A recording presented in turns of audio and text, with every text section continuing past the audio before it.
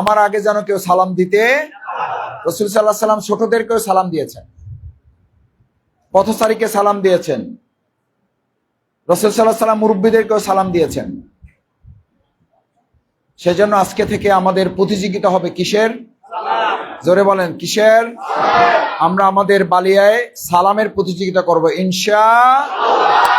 কারণ কাল কিয়ামতের দিন আল্লাহ তাআলা সালাম দিয়ে এক দলকে গ্রহণ করবেন আর এক দলকে বঞ্চিত করবেন। বঞ্চিত মানে তাদেরকে বাদ দিয়ে দিবেন বাদের তালিকায়।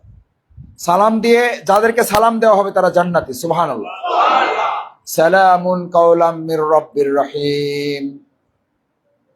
সালাম তোমার রবের পক্ষ থেকে,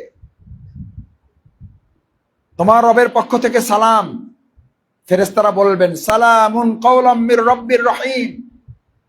আল্লাহ সুবহানাহু ওয়া তাআলা জান্নাতীদেরকে সালাম দিবেন। সুবহানাল্লাহ।